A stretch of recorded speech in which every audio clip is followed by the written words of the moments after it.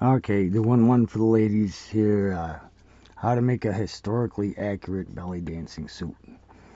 Okay, and it's pretty neat. You just stick with me here, okay? Because like if I didn't wear a belt, my pants would fall off. So women can be pretty proud of how this works. Okay, now first I'm gonna kind of explain the bottoms. Well, the bottom and the top. Okay, historically accurate. It was very simple. You just have two lengths of cloth about the size of a scarf, basically. And then you got a hip loop.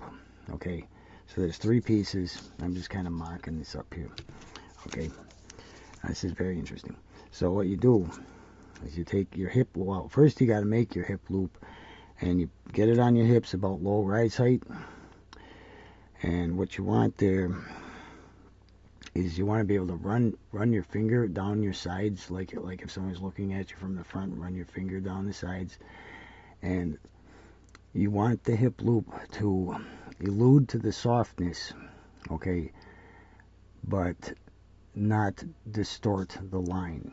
Okay, see what you want to do when you get the hip loop, you're sizing the hip loop, right? And you run your finger down your sides, and this should squish into your softness. Okay, the hip loop should. Okay, and your finger should just barely touch it or barely miss it, and follow the line.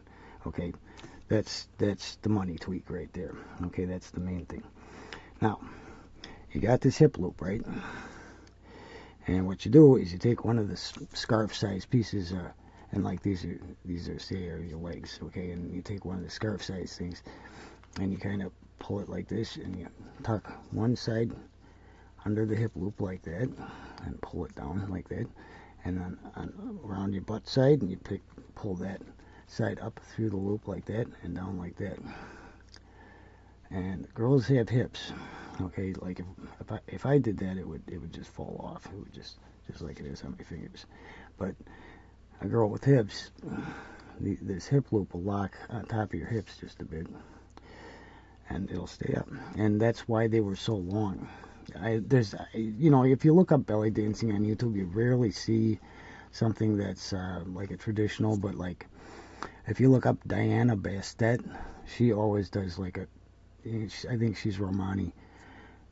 She always has like a traditional type one that is like that, and it ends up being like a low rise dress skirt, where it's almost sweeping the floor, but that's what keeps you secure, because the piece here is just basically it's like undies dress combo, but the dress is it's truncated in the right places where you see the hips. You see the hips and you see the tummy, and that's the thing. But the traditional one was actually like that, because it would have been that simple. That's how they would have done it. Now the top, you go like, oh geez, how do I do this? Okay, like this up here, say, is the head, and you come around around your back, and you've seen this before, kind of, where you go over one breast this way, and you go over the other one this way, like this, and tie behind the neck. Do you know what I'm saying? Like it's crossing in front over the breast, and then the back is like that. Okay, but I was thinking, and let's see if I can draw this like a historically accurate one. If you're going to make it a little more elaborate, the bottom would be, really very simple, but you do kind of want to get like low rise height. That's important. And then the whole thing is this piece will, when you sit down, this will slide up a little bit. It'll slide over the hip loop, so you don't have to worry. You can run it pretty low. And then what was I going to do? Is that something? Oh, you can scallop this. Like if you do make one, you could scallop this, the one, the bottoms one. Scallop the bottoms one for your legs, so it's more comfortable. Put seams on it, stuff like that. The hip loop could be like a braided. I would think a braided hip loop would be best, because, well, on the one I'm thinking, because I'm thinking, you know, if you go like, if you have like two spherical gores like this for the top, you know, you cut them like that, kind of, and then you basically have like a loop, a third loop. This is getting more complex, but it's still fairly traditional. You got a loop that goes around your back. I don't know, can you see that? Yeah. Okay. Like this is transparent, just the outline shape, so you can, because you're like looking through it, and through the mannequin. Okay, so I'm just drawing on the other side of the mannequin around the back, and like this, and it's a loop, right?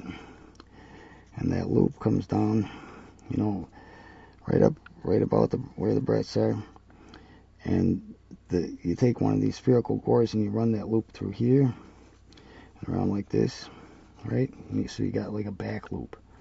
You get what I'm saying? And then this comes over and it seams onto here, but you make it so that this can slide on it, so it can pivot right there. And then that pivots up like this, and then the other one pivots up like this and crosses that one.